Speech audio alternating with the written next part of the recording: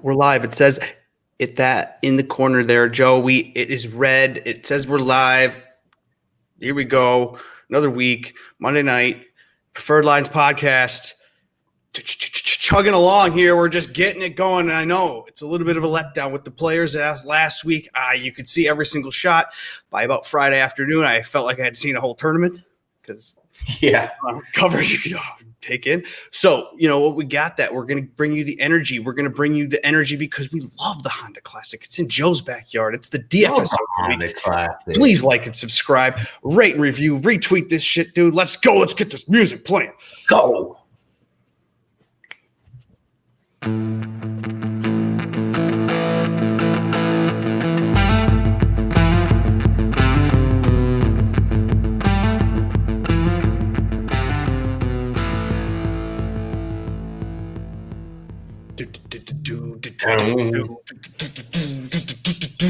Hey everybody, I'm Chad Eckert and that's Joe Idone, and this is the Preferred Lines podcast coming to you live on the internet each and every Monday evening. Tonight it's a little later because of daylight saving. Normally it's about 8:30 Eastern time. Cracking beers, clicking names on the betting board. Let's go. Let's go, dude. We got the Honda Classic. We're just you and me, Joe. It's no guest this week. We, you know what? We try to listen. We try to listen to a little feedback. You know, we try not to listen to it all because it's not all good. But we want to listen to you guys, and we've heard that we need to get into the board sooner. The interviews are great. We thought we were bringing on great guests, but tonight you're just stuck with us, not experts. Our opinions that don't matter, and we're going to just get it rolling right into it. What up, Charlie? What up, everybody? Thank you for chatting along. Let's chat. Let's have some fun. We're doing that on Twitter and Twitch and YouTube. If you're watching or if you're listening on iTunes, you could rate and review, put a 5-star in there, and it'll be great. It'll help us because we're trying to grow this thing. What? Huge. No, I'm just saying that's huge. Like, okay, help out. Review. And what else is huge, Joe, is our bank accounts because of our friends at the Jock Market. We're basically stockbrokers now for that. We're basically financial advisors. Yeah. I should be wearing a tie on this show. So Jock Market. Awesome. The best. If you're not in on Jock Market yet, we have a promo code that will get you $20 to get started. Our producer and show host, Chad, just threw that up on the bottom of the screen. That'll get you $20 free to get started. And there's some sweet stuff going down. Like I tweeted out earlier today. Did you see my tweet about Lee Westwood? Yeah. Unbelievable. Dude, $5,000 or whatever. Here's how I'll break it down. If you had an outright bet on Lee Westwood the last 2 weeks, you won nothing. You had a good sweat, but you came away with $0 and you lost money. If you put your $100 into Lee Westwood shares 2 weeks ago at the Arnold Palmer Invitational, you took those profits that he made from his second place there, you rolled it over last week into the Players Championship. 2 weeks, 14 days later, you turned $100 into 5,200 and something. It doesn't even matter. You made a shitload of money. It was awesome. Off of two runner-ups. Off two runner-ups. There you go. And $100 to start. That's crazy. Use the promo code. Try it out. You will instantly be hooked like everyone I've talked to. It is fun. It is good. And if you're new and you have questions, feel free to DM us. We're kind of good at it now, I guess. It's been a while. Yeah, so we're catching. Let's see. What else do we need to plug, Joe? I wonder if there's anything else like a contest on DraftKings that people need to know about, because I have a feeling, Joe, by the time that the podcast scene hits everyone's iTunes radios, that thing's going to be filled up. So if you're live with us now, you need to get in on the DFS Open this year. It's virtual. It is on DraftKings. It's $20, and it's half of it. The $10 goes to the great cause, the first tee. So what are you doing? What are you waiting for? You better get in there. Half full already. I saw. What do we need to know about this? You're winning a couple $1,000 if you win. Oh, yes. $20 entry. Half of that money is going to charity, to the first tee. We're going to give kids the opportunity to play golf, to live out their dreams, to get coaching, to get resources, to make trips, to play in tournaments, all that good stuff. The first tee is awesome, right? One of the biggest partners of the PGA Tour for a long time. We want to get in it. We are going to give away a couple entries later in the show. So if you're in now, comment with your DraftKings handle.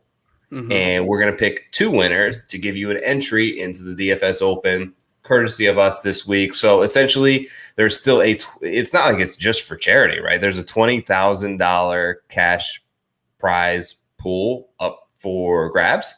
So I think first place is like $2,000, pretty flat structure. So a lot of people will get paid out on it. And first place is ridiculous. So you get a 2022 entry into the DFS Open when we're back in person. You can bring your foursome. Those spots are going to be crazy limited.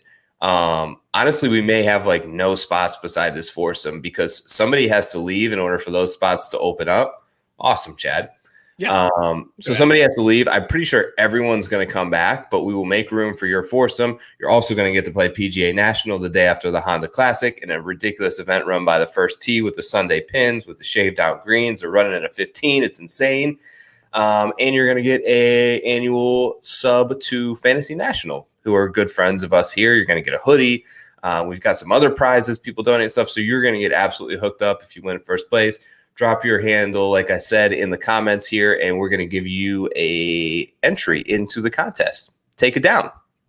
So enough stuff at the top of the hour, except for, we don't have an interview. We typically will introduce the interview right now. Somebody smarter than us and that we can glean some information off of. If you are new to the scene, the golf betting scene, what is it, a community on Twitter, golf Twitter, you need to follow the people that we've already had on the podcast. There's a number of great people to follow. What's helpful about our podcast is that we don't get into the betting board right away every single week. We talk to somebody about their process, about what they think and what they do to choose the names on their cards. And we talk about everything outside of the betting board. So each week there's 20, 30 minutes ahead of the betting board that you could go back and listen to right now. You could go back and listen to all of the great guests and all of their insight that we've already produced and made for you. It's great. Regurgitate. Yeah. So it's go awesome. back and listen to those things. Now, shall we get right to the Honda Classic betting board? Yes. What people a field we have this week, right? I mean, for us, it's kind of like, oh, I know every name. But yeah, for my dad, he's like, ooh, Do we have a little bit of an advantage this week because like we do know every name and there's a lot of unknowns here and we've seen the withdrawals. Obviously, they took a big hit when Brooks got injured. That was kind of their golden child of this event. So it's a weak field. Let's call it what it is. The field sucks. But we know a lot of these guys, and there's a lot of guys who've been looking for that first win. And I think a lot of people will hopefully look at this at an opportunity to seize that victory and get themselves their card locked up and get themselves that $1 million check. And this is a big time PGA Tour event. No matter what the field looks like, it's a trophy you want in your case. Absolutely. Yeah. I mean, Adam Scott is playing here, so it has to be somewhat important. He's very important. And he only plays big events. So, all right, here we go. It's the darling of the Palm Beach area, Daniel Berger at the tippity tip top, and you got to pay what, Joe? 10.5 to 1 or 10 to 1? Oh my goodness gracious, dude! Are you gonna do that? Tippity tip top, Danny Berger, straight vibing. Is that? Do you have a burger bet? I know he's straight vibing down here, but I'm not on Berger 10 to 1. Although I think I will, speaking of DraftKings, the DFS Open, I will be rostering him there. I think that he's coming in. He had a very sneaky 9th place last week where it was just kind of came out of nowhere and they didn't show a lot of his shots, but not at 10 to 1. This tournament, there's trouble everywhere. You can play great for 15 holes, as we know, and come to the trap, and it all implodes and goes south. And there's more double bogeys here than I think anywhere on tour. The historic cut line is 4 over par, so it's a grind. It's a bloodbath. Tell us about that, Joe, because I'm planning on winning the virtual DFS Open this year, and I'm going to share how I'm going to do that at the end of the pod. We're going to talk a little DFS advice on making 5 entries or maybe 1 entry in a 2,000 man contest. We can talk specifically about how to take that thing down, and I plan to do it. And then I plan to play this course, PGA National. I have a foursome that I'm going to get to play. We're going to play there. And you did it. You played last year with Baroff. Yeah, I'm doing it Monday. How crazy, how hard is this place? And then what do we do? What do we need here? We need a plotter. So a lot of it obviously is different from the tees that they're playing, but yes, you need a plotter, you need a scrambler, you need a good iron player, you need a guy who's going to be in the fairway. There is not so much like the holes. There's a lot of forced layups, but it's not like the water is in play on every hole, but you're off the fairway and there's like the mulch, there's trees, there's trouble lurking a lot. It's typically very windy there. The wind comes in off the ocean. We're relatively close here in Palm Beach. I think it's supposed to be really windy this weekend from what I've heard. Obviously, it's Monday, so it's weather. Things can change. I'm not a weatherman, but it looks like it's going to be pretty windy. It's been beautiful the last couple of days, so the sun will be out. It really all comes down to managing your mistakes, in my opinion. So where to miss. Sometimes that's a little bit of luck involved in that. And I missed on the side where the water isn't instead of I missed on the side where the water is. And some of it's just the ability to scramble. Like we saw Sung Jae last year kind of hover right around the cut line, make his move, and then play awesome on Sunday. It's not a tournament where it's going to be a birdie fest. You can almost guarantee that, where you're going to have to shoot 15, 20 under par. I think last year, was it 6 under that won it? 6 or 8 under. But that's usually the case. In terms of playing it in tournament conditions, because I've played it a lot, the main difference is just the speed of the greens, and the little like closely mown areas right off of it are really hard with this Florida Bermuda grass to chip off of from people who aren't used to that. And then it just for me, it felt like they were the fastest greens I've ever played. It felt like glass 14, 15, they were rolling, and you couldn't hit it soft enough. I 3-putted more than I've ever 3-putted in my life. And Ryan will attest that I was really, really pretty poor on the greens. Now, so our buddy Will Haskett, who we had on last week, you could still listen to that and enjoy a nice content that was. He tweeted that we are on an all ball striking guy week and a poor putter. Like basically a lot of the people that have had success, course history, strokes gained total at this course, they have had good ball striking histories and they are historically shitty putters. So how do we target something like that? Are you going to look for something like that this week? I think I always kind of look for something like that a little bit, just because putting is we try to look in terms of guys who favor certain grass types, but more or less you're looking for that guy that has one good putting week, and you're looking for the other stats, which are generally more consistent and easier to predict. No, it's golf. Nothing's easier to predict about golf, but off the tee game, how you're driving the ball, how you're hitting your irons usually can translate from one week to another, versus putting is typically a little harder to predict in general. So, but why are the shitty putters so good at these greens? Is it because they're glass and it's insane?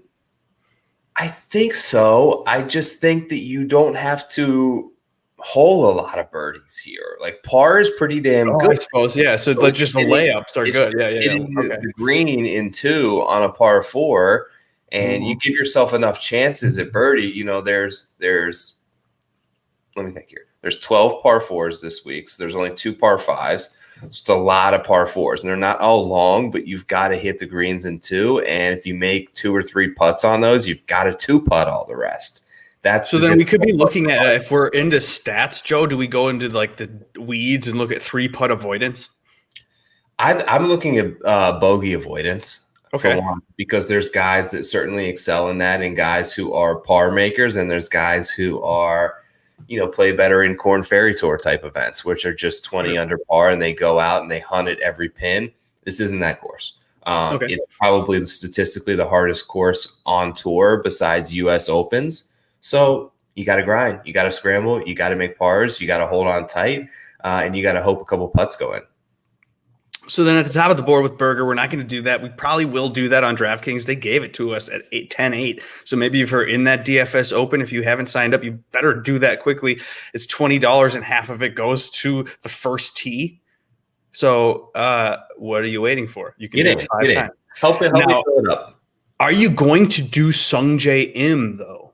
This is his favorite course on earth. Did he say that? No, I just said that for him. It's just where he got his win. Yeah. Yeah. So no, that number's too short for me on Sungjae too.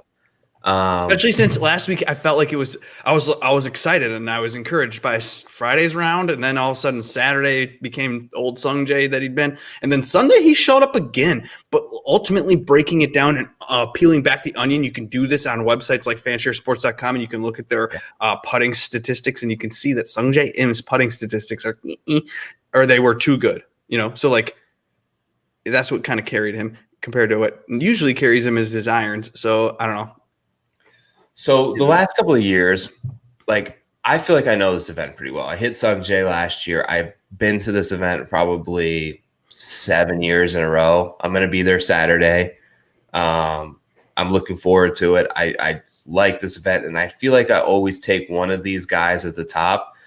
It's never really panned out for me. So and to take Sungjae at that number, I just feel like he doesn't have the win equity there to take someone at 13-1. Like 13-1 is like roughly what I got Brooks at last year. I think Brooks was 12-1. Right. And like, does Brooks win the Honda? No, but he wins a lot more than a guy like Sungjae. The year before, I think I had Justin Thomas at like 12-1. So those are the type of guys that should be in this range. Now, granted, it's all relative to the field. So this field isn't strong.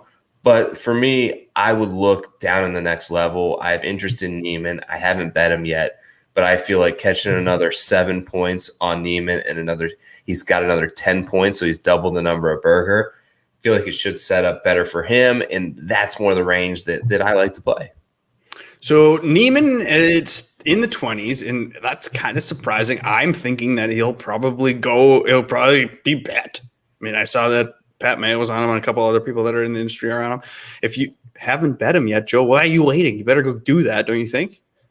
Well, I see our guy Jesse here had a am I hearing anything? Are we hearing anything about a Westwood withdrawal? Sure. Wouldn't be surprised, but that would definitely affect Neiman's number.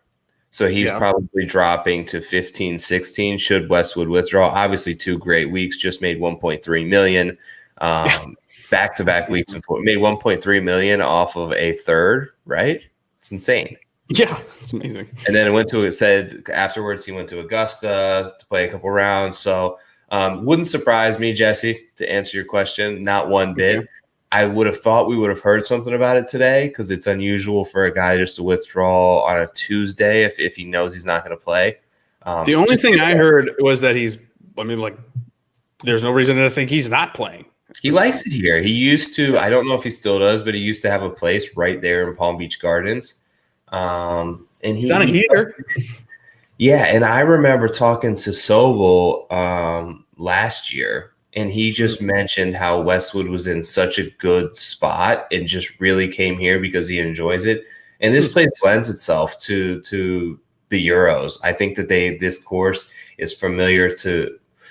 This course is more in line with what they're used to on the European Tour than a normal PGA Tour event. Parklands, we're going to go and shoot 18 under par. There's not much water. This is more what they're used to, tough, windy, plays closer to even par. So we see why, Joe, that Shane Lowry is now 29-1? He started 35-1 this morning when I was typing this up, and he has drifted. Is that because of this Euro narrative? Where did he start at? 35? I wrote, 35 is when I was typing this morning. Yeah. And then now he's at 29. Shane Lowry. I think it had something to do with it. He had a good finish last year. I think top 10 here last year, if I remember correctly. So maybe some good history here. Great wins player, obviously, Lowry. And anytime you can get a guy to show a little form, I think he had his best ball striking day on Sunday last week. So he carried that over. You're hoping a guy like that can get it flowing. Obviously, he still holds the Claret Jug. So we're talking about a big player here because they didn't play the championship last year. So But yes, for me though, it is a little, and I know he's not playing well, but it's a little bit jarring to the eyes to look at Westwood, Lowry, Henley, and then get to Adam Scott. Am I right? Right? It does feel weird, especially since, Joe, you've been tweeting about the drift from elites, and that feels like this moment in Scott's life. But, I've been back at Scott. I put the house on Scott at one point, I think, this season, and I've had interest in clicking him a lot. But this is not the same Scott. I don't know. He's kind of something's a little off with him, and I fear. I don't know if it's like mentally off, physically off, but at the same time, I don't know. He hasn't had the finish. He hasn't been able to string it together. Like, he's had great parts of rounds. Yeah, I've been following, but then he hasn't had the full package, the full Scott package, which we've seen the same thing kind of with JT actually, where it was like, we've seen parts of JT, but we haven't seen the new, and that's why we kind of didn't go all in on him last week. So maybe that's a moment where you're like, that's why there's a drift. That's why this is happening. And that's why you see this Scott at 25 and you're thinking this might be the time to pounce. It's kind of what I'm wondering. And I wasn't trying to be a jerk by asking you that. I just generally wasn't able to watch much of the Players' Championship last week. So I saw his scores, but I didn't know if it was just poor driving, if he just had one of them Adam Scott weeks where he sucks at putting. I haven't dug enough into the stats yet, but this is what it feels like. It feels like the elite player drifting. We saw it with Patrick Reed at the Farmers, where all of a sudden they hung a big number on him. This goes back all the way to Travelers with before. This was last season. We saw, you miss a cut, nobody's on him. They bump the number up. He goes and wins. Brooks Koepka, he misses a cut. He almost snaps the driver over his back. He goes out and wins. We saw it even API. I mean, you could argue that Bryson's number drifted from where you would have thought a month prior it would have been at API. And then obviously Justin Thomas, they finally hang a 20 on him and they get out of the 12 and 14 range. He goes and wins. So it goes back a long way. Rahm at Memorial is a great example as well. Just feels like if I had to pick one guy to label it this week, it'd be Adam Scott. Yeah, so I haven't done it yet. I'm definitely interested on DraftKings. I like Henley in this range. I've been a little bit of a backer of Henley. And I feel like this is the type of course that Henley could finally break through and have a win on. So if I was going to, and then also now I've been preaching to go with the leaderboard from the week before. I didn't do this, of course, last week and go with Westwood and Bryson or whatever and think like, oh, yeah, this is going to repeat itself because of the players. Players is crazy. But typically you can look at the last couple of weeks. And we've talked to Mike Miller, one of our first guests, Smart Golf Bets, about the fact that, he doesn't look at stats because all he looks at are recent form, and recent form bakes stats into it. And if you look at the recent form and you click the guys' names that have been up on the top 25 or you've seen them on the leaderboards, and then they had really good ball striking weeks, good tee to green, good approach, they didn't putt so well, stuff like that. Those are the people that I'm targeting and I'm trying to hit. And Gooch last week is a guy that you could come in at 35 and think this is ridiculous at 35. But we've seen people kind of ride the momentum to another week. I'm not all in on the Gooch bet at 35, but I think at the same time that you can bet a Gooch for $3 or $4. You can get your $100 back if he kind of breaks through. And he's the type of guy that we've been looking for, the one that's hot last week, bringing into form this week. Same kind of course. I can agree with you there. You watch him play when they show him on TV, and he's got a sweet little swing, man. He's got great rhythm. I feel like he's got a great composure and attitude about himself. He's a decent putter. He's good around the greens. He's great with his irons. He seems to work well with his caddy. It seems like everything is there for him, except we just haven't seen him really like top 3 anywhere. So it was nice to see him finish well, but maybe you're right. It's interesting. Like I was saying at the top of the show, sometimes people don't like when we talk to these different guests and we try to get their perspective, but it's unique in that everyone approaches this so differently. Like you have a guy who's been around forever, like Mike Miller, and it's like, I don't care about your strokes gain stats. Like it's all baked into recent form. All I'm looking at is recent form. We've had Jeff Feinberg on, who's just like pure, what are my eyeballs telling me? What does my gut want to play this week? I don't care about, I'm not on Fantasy National digging through models. And then we've had those guys who are totally into course history. We have people that hate course history. And we have people that endlessly build stat models and do 150 lineups that will literally just spit them lineups out of a spreadsheet. They don't even hand build anything. So we have so many. It's great. We try to bring to you guys is because look, if you're joining us here for Chad and I's golf picks, we ain't that good. Dude, I'm a realtor in real life. Like I can tell you the comps in the area that you live. But I'm a realtor. I'm a sales rep. Like we just exactly. do this because we like doing it, and we know we follow this very closely. Don't get me wrong, but we're not touts. We've never claimed to be, but we do enjoy doing this, and we feel like we enjoy talking through this stuff with you guys. So that's part of it. That's my little. Exactly. And the people that are here, chime in. We need you to chime in. If you chime in, hey, we got a YouTube Let's do some questions tonight. Yeah, ask some questions. We'll try to get. And then the comment generator, Joe, is going to generate someone's comment, anybody's comment. If the more you comment, I think that's better for you. That will get you into a drawing for $20. Look at the little thing across the screen. It says we're going to enter you into the virtual DFS Open. We're going to send you $20. Hopefully, it doesn't fill before you get in there. Yeah. It's not a real ticket by any means. It's just $20. But so you can use the $20 for whatever you want. We appreciate if you donate it to the DFS Open, Joe, which is $10 to the first tee. Yeah. So $10 to the first tee. The other 10 get you in the running. You pick a good lineup, you're going to do pretty well. And you get money. There's not just like, it's not like there's no money. Just giving it away. Yeah. There's like a tiered level of dollars, like a normal tournament. And then if you win the whole thing, you get to if you know, because I see someone in the chat asking, what's the scoop on Wolff? Do you have any insight on that? Because I haven't heard much. It's called depression. Yeah, I think it is. And I read an article. Did you read the piece by, I think it was Ryan Lavner of Golf? I did. You tweeted. Yeah, I read that thing. That was like such a good article. That's their generation, Joe. It's what they are. They're the Instagram generation, and they were living in COVID, and they hated themselves and their lives, and it wasn't the same. And you grind. You want to get that win. You want to fist pump on 18 at the 3M Open and point at the guy that's a top 10 player in the world at Bryson and say, I beat you, I'm in, I'm the real deal. And then you get to that level, that peak, that high, and then it kind of, it takes and then not only that, you eclipse it almost by being in the final group at a major and also competing at another major.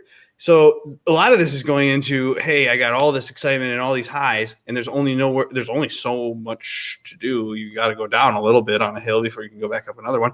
And dude, he had a hurt wrist. This is a real fact, probably. So then he's trying to play through this hurt wrist, or sponsors are like, when's your first tournament out? What tournament are you going to play first? And then he's like, the Waste My Different Phoenix Open. I don't know, whatever, because I got to get out there and I'm obligated. And then it gets doubled down. Gets worse. Yeah. And then he gets more depressed because now he sees Morikawa win the tournament. He sees Hovland getting this credit for having so many top 10s in a row. And like, it's like, he's comparison, and comparison is the thief of joy, Joe. I think that's spot on. Couldn't have said it better. Okay. Yeah, no, you're right. I think he's not in a good place mentally. And they had a quote in there from his mom, I think, who's like, when Matthew's playing well, he's like the funnest, most energetic like guy to be around. When he's not playing well, he sucks to be around. And he's kind of in that. And he's obviously 21 years old, and he's traveling across the world, and he's stuck in a hotel room, right? He can't hang out, can't go out to a bar. He can't go meet his buddies. He's got to pass COVID test 3 times a week. And it's basically from the range to back to the hotel room to order in room service. And when you aren't playing well, that sucks when you're 21, right? He'll be back, though. We're big Wolff guys. Jeff. Don't get it misconstrued. Wolff will be back. He's going to win major championships. He'll be here for the long haul. He'll get it figured out.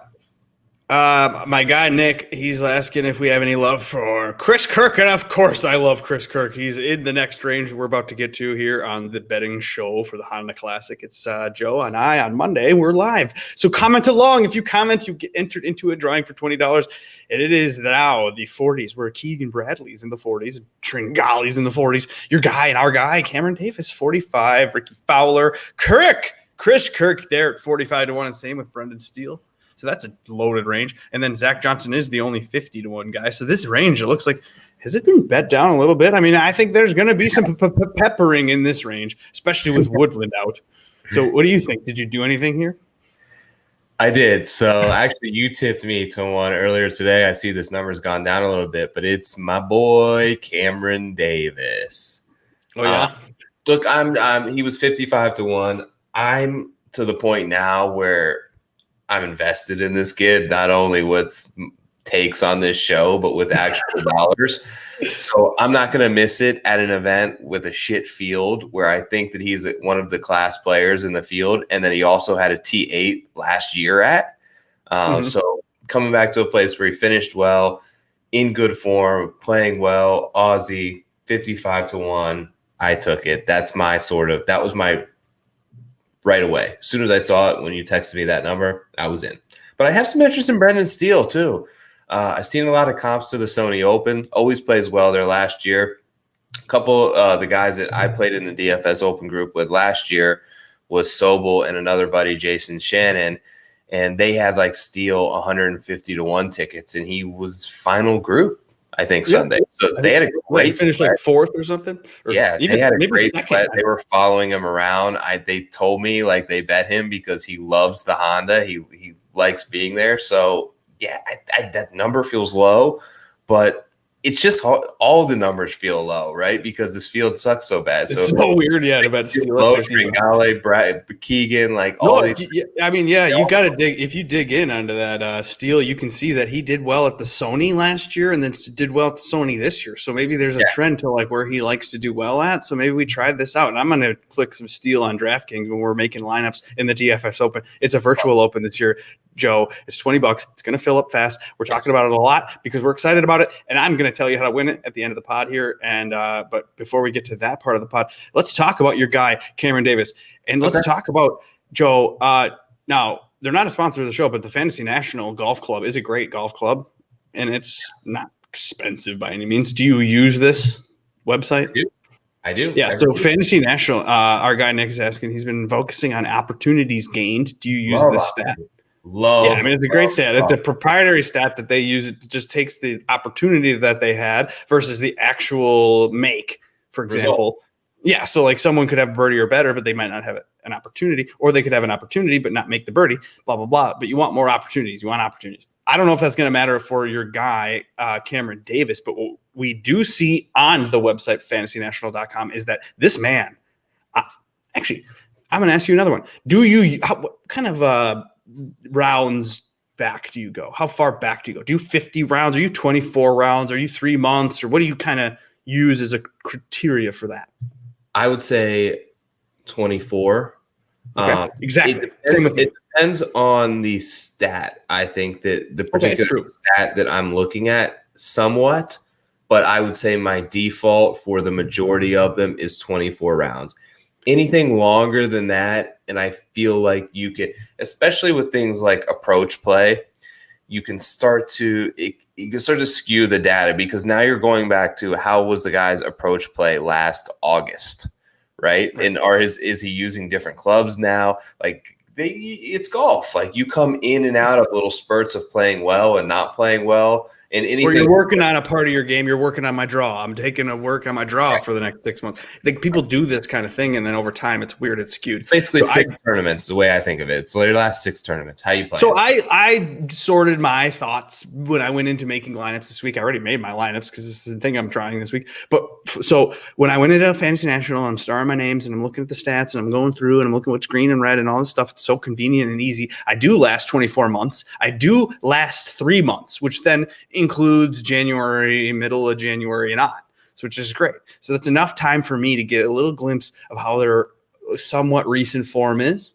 And I look at our guy, Cameron Davis, and on this list, he's number 1 in tee to green. He's number 1 in ball striking. He's number 2 in approach. He's number 3 in DraftKings points. He's 5th in total in this field. So Cameron Davis is popping off. He's 6th and off the tee even, and you don't need to be a good putter apparently, and he's 65th, so he's middle of the road. So that's great for me. Short game is not the greatest, and this is a course that maybe he can come in and rip up because he's ripping it up ball striking. He's ripping it up tee to green. He's 2nd in the field approach. Who's even number 1? Neesmith. So Neesmith's ahead of him, and he's not a nobody. So, I mean, come on. Cameron Davis is a real player. If we take the clock back a year ago, who was ripping it up tee to green? Who was ripping it up on approach? Who was ripping it up ball striking but couldn't putt? And who was young and hip and with it and wow. Who hoisted that trophy on Sunday with Kenny Kim? Let's go. Are we a pro Cameron Davis podcast this week? It just feels like exactly like what Sungjae came in. He was playing every week. He was striking the hell out of the ball. Everything was in there tight. And, yeah, he couldn't putt. Yeah. And he needed a win. He hadn't had a win, and he got it done, dude. And I know he didn't need a ton of birdies to do it. And Cameron Davis needs that, especially when he's not as confident on Bermuda. He used to not be. Again, past stats don't equal future results. So let's get this done. I mean, the stats I'm going to use, and then I'm going to look at to justify clicking him are looking mighty fine. So we're looking at if you can find him at 55, because on this sports book that we're using, again, we're not sponsored by any sports books. It's not even legal where I am sitting. So 45 to 1, you can get that. But do you have any Kirk? Because I like Kirk, and I bet Kirk as well, dude. I think I'm adding Kirk to the card because it's the same thing we were just talking about. Kirk was ball striking it, hitting it great with his irons, and couldn't putt a lick last week. So this is kind of the Morikawa formula, or the guy that's going to be great with tee to green. Finally, maybe shows up to a place where I'm told you don't have to be a great putter.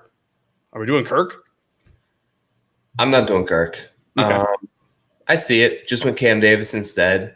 And I'm going to have some interest in Steele over Kirk this week. But, yeah, played really well last week. I bet him. He was on the card, 140 to 1. I had a top 10 on him. Faded Sunday. Kind of hurt.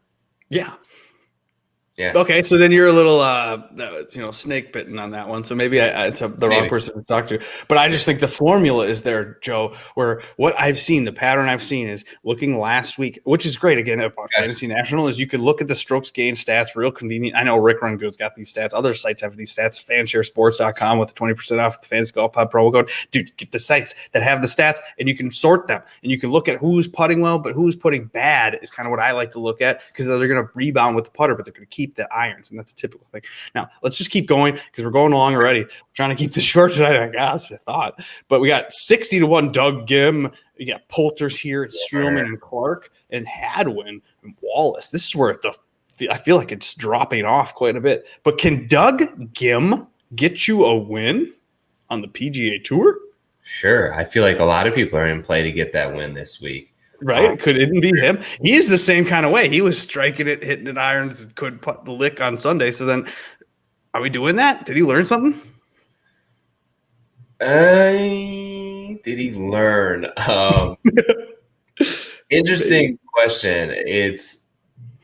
I think it was really good for experience. I don't know if he's learned quite yet what to do, but I think it was good for him to be up there and to play in a final group with a guy that won, to kind of see what all that entails, see how he attacked pins, see where he didn't attack, just to see how he played it. Now, Justin Thomas had one of probably his best ball striking days that I've ever seen him have.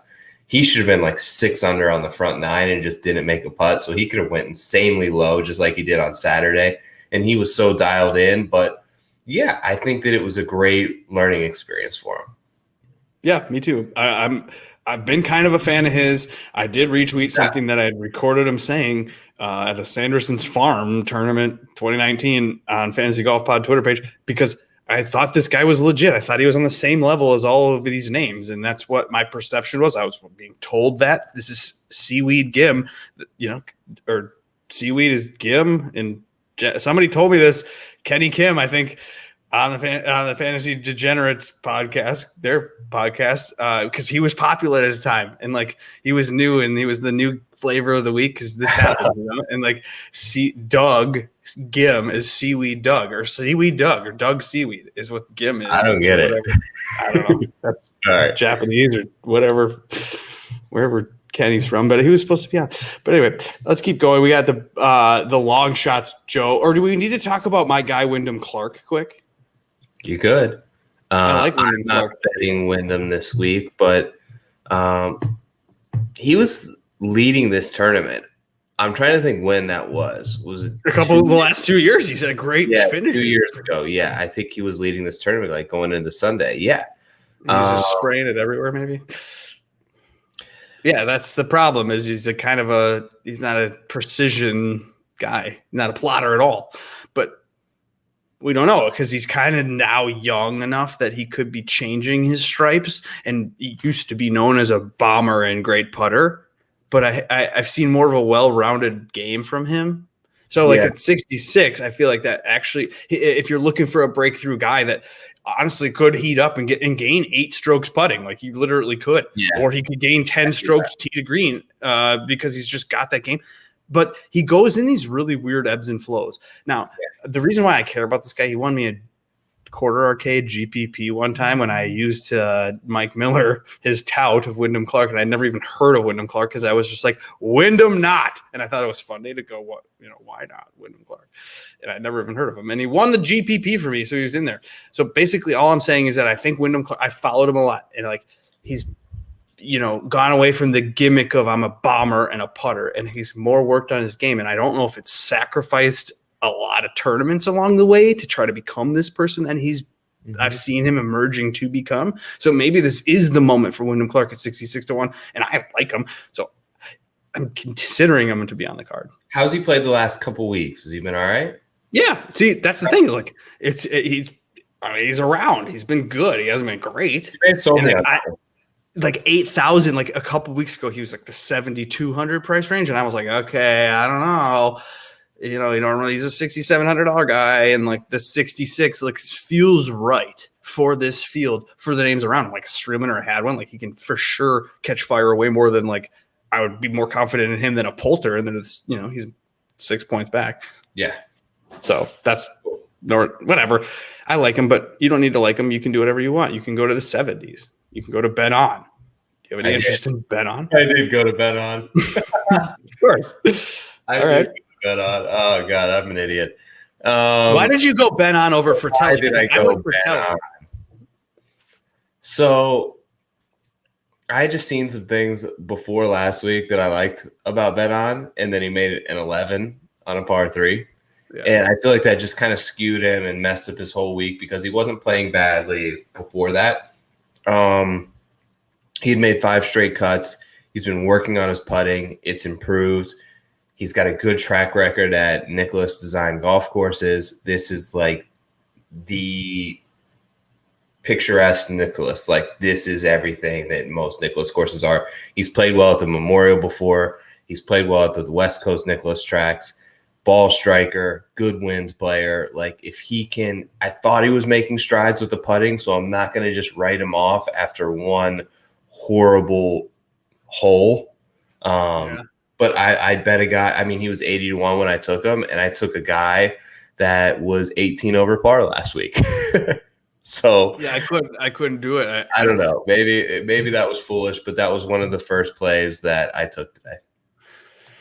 Yeah, so I've been talking to Eric. Good line value, gain 10 points. It's moving. Sure, because people see the course history. They love the course history off of Ben On.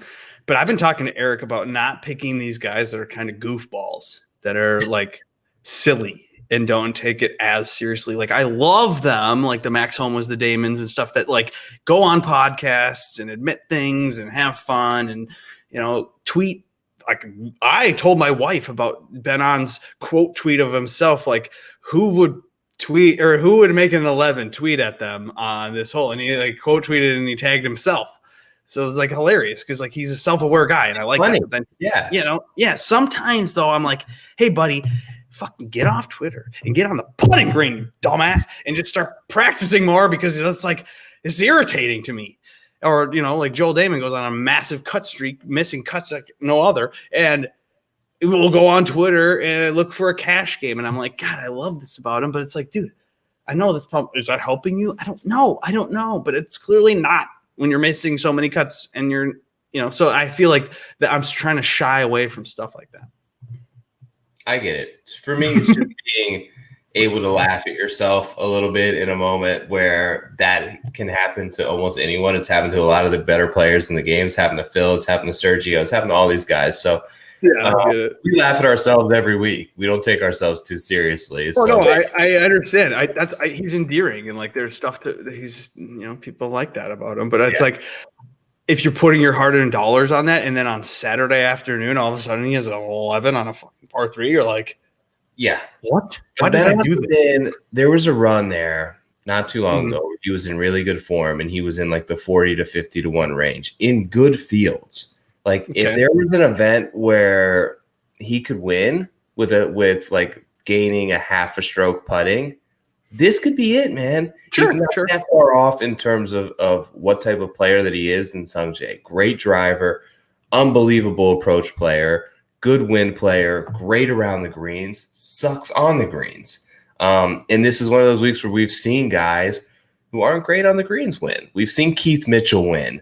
We've seen Sungjae Im win. We've seen Rory win, who's not a great putter. I mean, like you got everybody that's on the course history list is a bad putter. That was like what Will Haskett was referring to. I'm going to share a sneak peek, Joe, just to make my point, though, about this is Fantasy National. This is the part where you can look up the last week. Here. Yeah, so I'm sorry, Moose, but you probably appreciate this because I might sell you a subscription right now. You can go in and you can look at the leaderboard. You can look at the strokes gained. You can look at all the stuff from the previous week. Okay, this is very helpful when you're evaluating who to click on next week. And if you're going with the formula of a ball striker that didn't putt well, maybe you go with Daniel Berger. Of course, he's the betting favorite. He did ball strike, tee to green. I mean, and then he was bad a little bit putting, but you go further down. You go further down, right? Okay, and you're looking, and we're seeing. And we saw Doug Gim. He's hit 7.3 tee to green. He was 4 point, and he was minus 2.9. But right above that, in this range at 70 to 1 or 60, 80, whatever you can find, Dylan Fratelli, he's the formula. He was strokes. Look at this strokes gained tee to green from last week. Let's sort. He was up there, right, with all of the guys in the lead, and he had 8.6 strokes gained tee to green. He was 4.2, and he was minus 3.1. This is the name. These are the targets that I'm going for in this range coming in this week. All he has to do is find a couple more putts. Same with Doug Gim. Why not try it out? He's 7.3, 4.8, minus 2.9. So this is kind of the formula that got me on Morikawa. This is the formula where a guy like Chris Kirk, someone at 50 to 1, 45 to 1 that went 5.8, 2.2, and then he lost 4.4. That is more likely to not happen again. He's more likely to keep the irons versus a guy now, Harman. If Harman was here, we would use him as an example. Great round all around, but carried by the putter. If you could sort by who stroked the most putts, he was highest last week. Same with Zach Johnson. So if you're thinking about Zach Johnson, you're thinking about Lee Westwood, you're thinking about these guys this week, maybe you don't. Maybe you hesitate to use a Sungjae who was carried to a T17 last week. He had okay tee to green. He wasn't. He barely made any strokes gained on approach, and then he gained it all with his putter. So that's where you go. 11,000 or whatever he is, 10,8, 10. I don't know. You just decide not to do that. So that's kind of the paywall. That's what you get when you sign up for Fantasy National. That's just one little window that they have. They have so many things you can play around with and check out. So cool stuff. Any other long shots? So Kazire. I wanted to mention Kazire because I saw, was it Ben Cooley? How do you pronounce it? Yeah. Pump yourself a little bit there. Well, whatever. I was tweeting some things that I stole. So you stole from me. You probably stole twice. And Cooley put it into his article this week about the fact that a number of rounds under 65 on tour, you've got more winners. Morikawa's got a bunch. JT's got a bunch. There might have been another guy. And then Kazire's up there. So, I mean, let's get some low rounds. We know Kazire likes Bermuda. I have been using him on Jock Market, Joe. I've been buying him on Jock Market. He's been about $3 or $4 over the last few months. And different courses, like these resort courses out in Hawaii, they're Bermuda. He loves that shit. Or Bermuda in Florida. I feel like he likes that shit. So Kazire at 80 to 1 or on DraftKings this week. I used a ton of Kazire. He's one of my most owned guys that I clicked this week, and I like him. Do you want to have anything to do with him? Yeah, for sure. Yeah. 100 to 1. I'm looking at him right now on Bovada. So, I took Kazire. Love it. Loved your stat on him. Big fan of Ben, so always read his article. Who have we not had on as a guest, right? He was one of our first guys, right? So he was the first. He had some great quotes in there. If you go check out his piece from Kazire, and and he made all the points that you need to hear. So playing really well, good form, feels good about his game, been putting the work in, results are showing. He's shooting low rounds, accurate, ball striking, good player. 101. Now, I'm in. Is it HV3 week finally? Because he's the guy I saw, according to Will Haskett, ball striking, but bad putter, and he is a hell of a ball striker and a kind of terrible putter. So this could be the HV3 course that he breaks through on. He doesn't have to go low. He can do it here, 10 under. No? Not for me. No. I'm not on HV3 this week. Okay, well then we'll have to watch. Are you going to do a lunch drive long shot? Yeah, I'll do some long shots tomorrow. Yep. Now, are you also going to be on course throwing a ball into the rough so we can see how deep the rough is this week? Because you're going to be on site. You're going to have tickets. I'll be too late. I'm not going to be there till Saturday, so your picks will already be in by the time you get my rough video. But I'll try to bring some nice. I'll try to post some videos, get some nice insider scoops there. I'm a follower. I like to follow a group for a couple of holes. I'm not a sitter I've got bear trap tickets, but I'm not just going to sit in the stands there. I'm going to follow. Okay. So I'll find some of our guys. I'll try to, chat with them. I was talking with Fratelli actually a couple of years ago when he was here. Nobody was with Fratelli. So I like that kind of stuff. It'll be fun. Okay. Limited seats. I think there's only like 5,000 people or something. I don't know how many, but right, yeah, it's 20% of what it normally can be. So we might be able to actually see you. Like, you got to text me. I'm on TV right now. What? Yeah, or rock the PL hat or something. I'll get in position and maybe you start waving like you're in the crowd at the baseball game. I should wear something like a chicken suit. Yeah, right. Before we leave, I'm digging in the Denny dirt again. Oh, what? Are you doing that? Yeah, no. back. I'm not doing that. He's 150 to 1, man. He lives here in West Palm. Okay. Yeah. He had a hole in one last week, didn't he? He had a hole in one. Yeah, he did have a hole in one. He's back gaining a shitload of strokes putting, doing what he does. So I was on him all fall. Haven't taken him yet in 2021. I will say, you are the dirt whisperer. I'm the dirt whisperer. You've won a lot of money with this man. Yeah, I owe Denny big time. So I'll try to shout him out. I don't know if I'm going to mush him for you, so I'll let you have him. It's kind of one of your things. Appreciate that. So do you money? So if you've been chatting along, I have been scrolling this thing on the bottom. This is your last chance because I'm about to pull the crank on the old randomizer and have it shoot out a name. We've learned this trick. Let's see if it works. So make sure you comment. Have you commented? Hold on. Will this work? Well, you've got another chance to comment. Fetch. Your DraftKings comment right now if you haven't yet. Are you doing it? Are they doing it? No one's doing it. It's going to be Charlie. He's commented the most on this thing. Charlie deserves it. He's already hit 5 times. I know he supports me. Oh, it came up with Charlie. It Did came up with Charlie's comment of, if you guys aren't touts, who is? I love that. Yes. That's hilarious. Well, I mean, this guy commented every other freaking comment. So, Charlie, if you aren't in 5 times yet, DM me and I will get you what it takes to get into the contest. Yeah, or we'll just give you a contest. You only have to pay for 4, so that's great. Yeah. But everybody, thank you for commenting along, and that was fun because you know what? We need the algorithms to think we're important. So why don't you like it? Why don't you subscribe? And if you have a chance, why don't you scroll down, hit those 5 stars?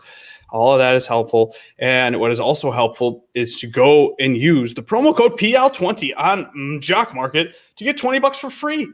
Yeah. So we're going to give you $20 there. So then take the free bucks we gave you, and then you go over to DraftKings and you deposit there. And you say, hey, I want my entry into this DFS Open. It is virtual this year. You cannot beat me playing golf. Actually, though, Joe, I will win, and then I will have my foursome for next year. And we'll be live in person. That's the whole plan, is to not do this thing virtual. We don't do this virtually. This is stupid. We want to play real life golf. Yeah. So we're going to do that next year, 2022. Yep. We want to play real life golf. If you win the DFS Open, can we have him on the show as a guest next week? Yeah. Oh my gosh, I forgot. That's a great idea.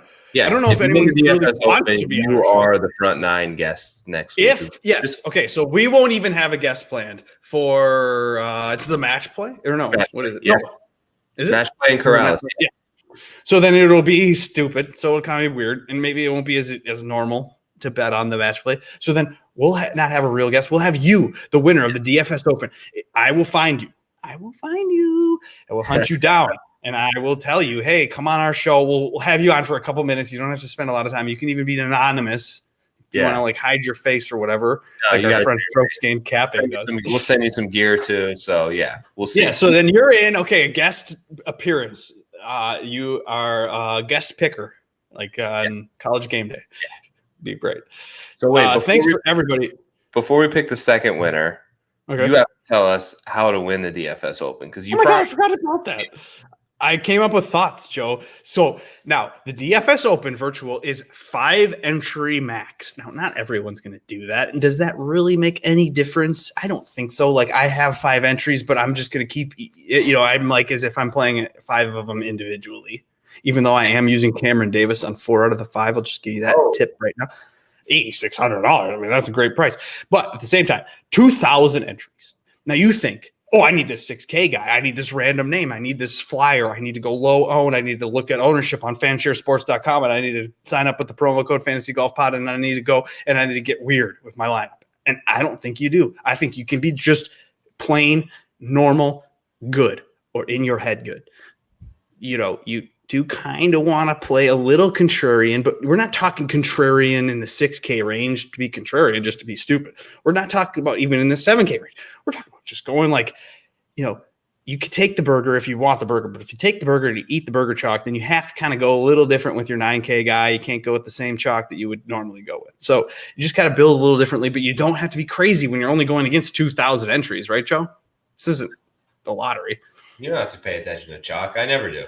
Yeah, especially in this contest. So chalk. Now people will tighten their booties a little bit with the $20. Like $20, that's the real thing. And like you're gonna win the opportunity to play PGA National. You're gonna have to win. You're gonna win $2,000. You're gonna be able to go all the way to the DFS Open with your buddies for free. So you're gonna get all this stuff. For $20, it's worth a lot. But so you're gonna get nervous. You're gonna be like, I gotta get smart. So that takes what I just said and turns it around. So like if you do go with that 6K name with your $20 and you want to be the hero, baby, dude, you could do it. You could be it. And that guy could get you there because you could be one of the only people with that 6K rando. And then that could be your guy that takes you there. And then we're slapping you high five at the DFS Open next year, talking about how you took that guy, that one rando, and that got you. Big bragging rights. Yeah. Big bragging rights. There's some strategy involved in this, Joe, and I'm nervous. I don't know what to do. What about Big fan here says leave money on the table? Are you a leave money on the table guy or are you not? So no. Now you spend it all, don't you?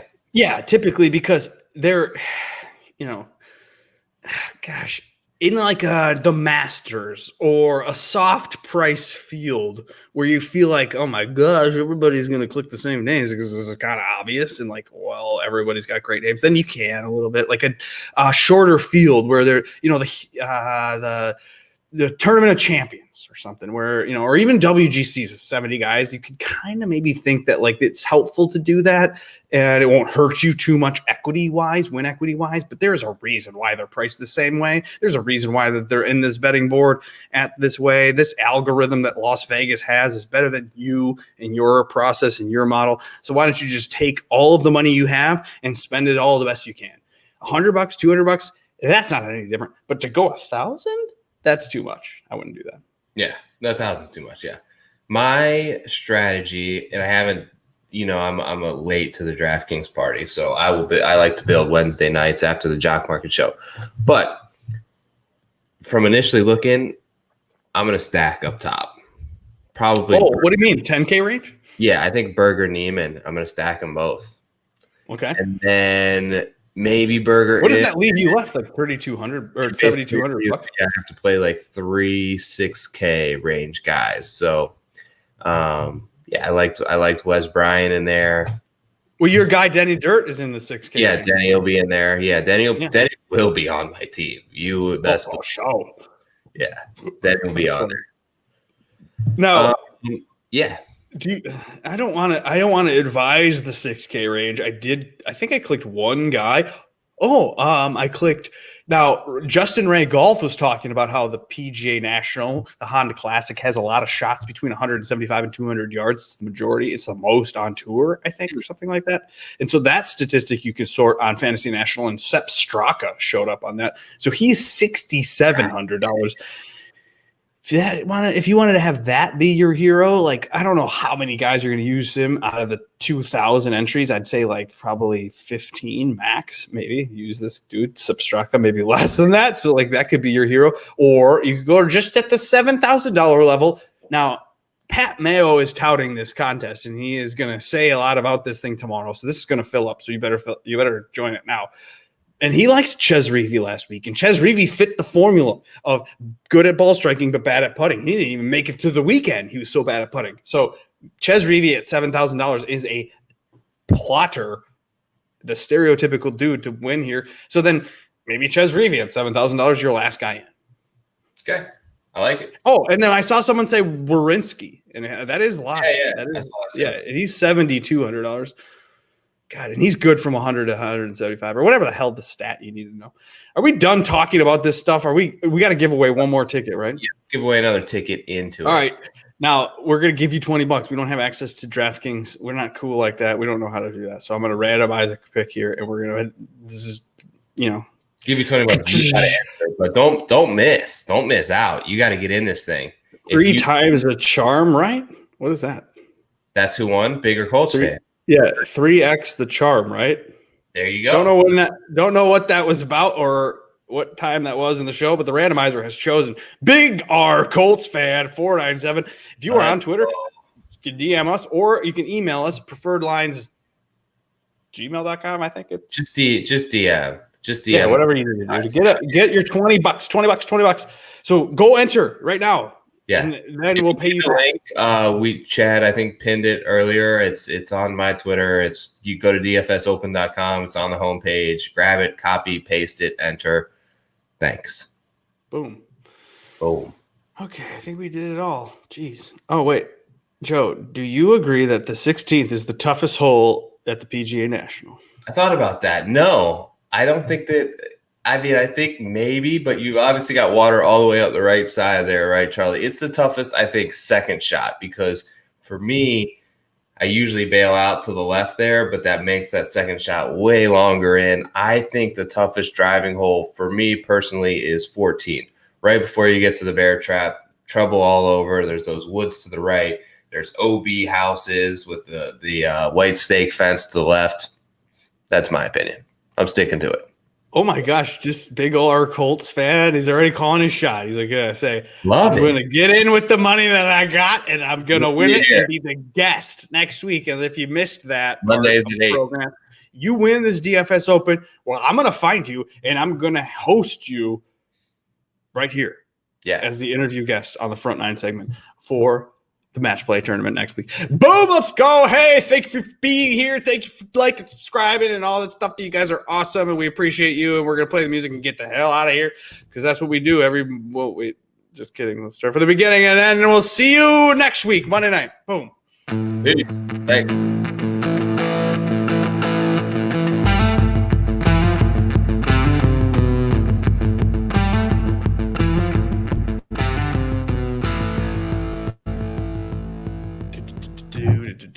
All right. Peace out, Joe. Thanks for having me. Peace out. Good show, dude. Later. Peace. Later.